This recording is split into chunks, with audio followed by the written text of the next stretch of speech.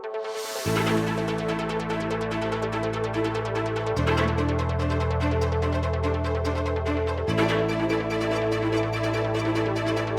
हल हो जाते हैं उनके मसले जिनके पास होते हैं तख्तो ताज। दब जाती है अक्सर जिनकी आवाज, हम उठाएंगे उस आवाम की आवाज। नमस्कार, मैं हूं निर्दोष मोजेस और आप देख रहे हैं मेरे साथ आवाम की बात।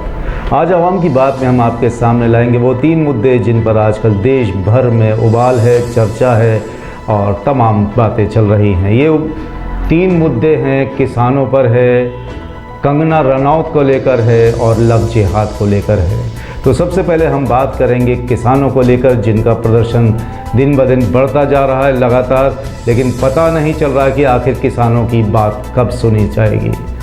किसानों की जो वार्ता केंद्र सरकार से चल रही वो भी बेनतीजा रही और किसान एक बार फिर सिंधु बॉर्डर पर बैठे हुए हैं और लगातार प्रदर्शन कर रहे हैं। इससे पहले किसानों के ऊपर तमाम पुलिसिया कार्रवाई हुई थी, जिसमें उनके ऊपर सुबह 7 बजे पानी की बौछारों से लेकर लाठी चार्ज तक हुआ था, लेकिन किसान हैं कि डिग नहीं रहे। वहीं कुछ मीडिया चैनल उनको खालिस्तानी समर्थक भी बताने से नहीं चूक रहे हैं और उनको आतंकी करार दे रहे हैं।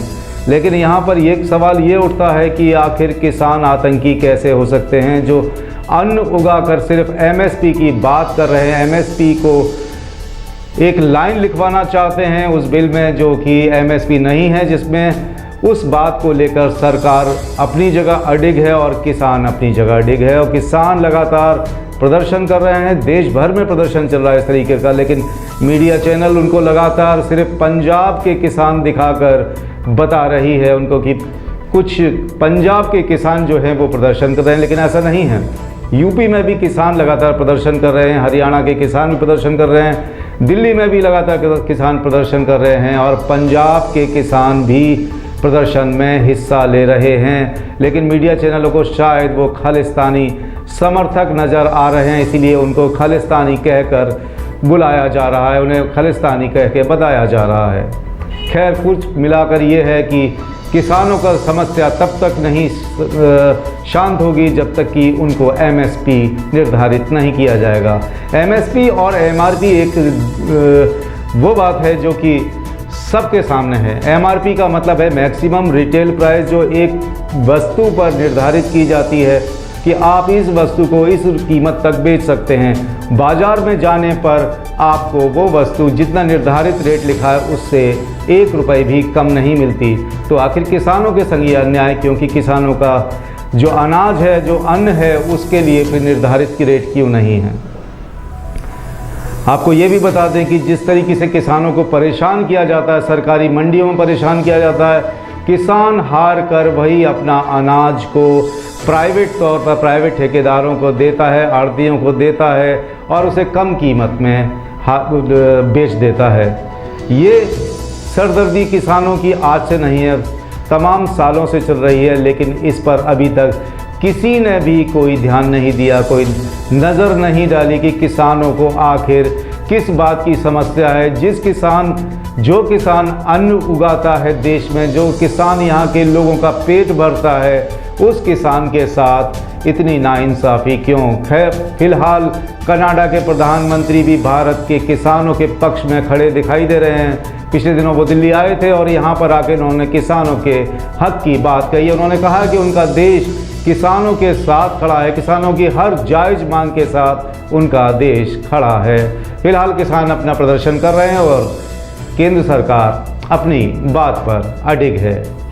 अब हम बात करते हैं कंगना रनौत की, जिन्होंने पिछले काफ़ी समय से अपने अभद्र कमेंटों से भूचाल सा ला रखा है, लेकिन अब उन्होंने कुछ अभद्रता की सारी सीमाएं लांघ दी हैं और शाहीन बाग में प्रदर्शन करने वाली बिल्किस बानो, जो कि काफ़ी एजड हैं, उनके ऊपर एक अभद्र कमेंट कस दिया है, जिसपे उन्होंने कहा है कि बिल्किस बानो किसान प्रदर्शन में 100 रुपये दिहाड़ी पर काम कर रही हैं। इसका जवाब देते हुए पंजाब की एक महिला बुजुर्ग ने कंगना रनौत पर तंज कसा है और कहा है कि वो 700 रुपये दिहाड़ी में उनके यहाँ आकर काम कर सकती हैं। फिलहाल कंगना रनौत के अभद्र कमेंट देश भर में सुनाई दे सकते हैं, दिखाई दे सकते हैं। लोगों का गुस्सा जायज़ है, लोग उन पर अभद्र कमेंट भी करने लगे हैं और गुस्सा रहे हैं। इस बीच में उनके ऊपर काफ़ी लोग जो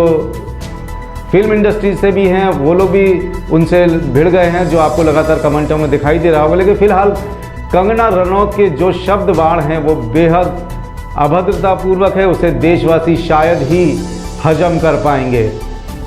तीसरा मुद्दे पर हम बात करेंगे फिलहाल लव जिहाद की, जिसको सुप्रीम कोर्ट ने कहा है कि अगर दो प्रेमी युगल किसी भी धर्म के हों, अगर वो बालिग हैं तो वो शादी कर सकते हैं, मोहब्बत कर सकते हैं। लेकिन उत्तर प्रदेश में लव जिहाद कानून जब से लागू हुआ है तब से प्रेमी युगलों पर मुसीबतों का पहाड़ टूट पड़ा है।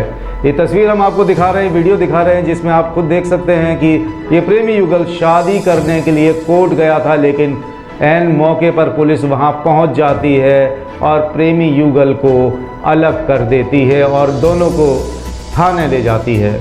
इससे पहले बरेली में भी एक प्रेमी को उसकी प्रेमिका से जुदा किया जाता है और प्रेमी को जेल भेज दिया जाता है। यहाँ पर ये सवाल उठता है कि आखिर अब प्रेमी युगल यानी वो किसी भी धर्म के होंगे तो वो क्या शादी नहीं कर सकेंगे? क्या सुप्रीम कोर्ट का जो आदेश है, जो नियम है, क्या उस पर अमल नहीं होगा? और अगर होगा तो कैसे होगा? क्योंकि यहाँ पर लगातार प्रेमी युगलों को अब गिरफ्तार किया जा रहा है और उन्हें लव जिहाद के मामले में जेल भेजा जा रहा है।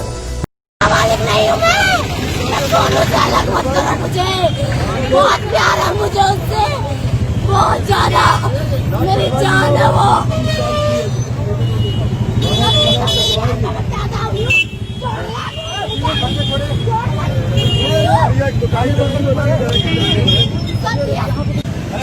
मेरे प्यार को रोक लिया, हमें बहुत मारा हमें कोर्ट में।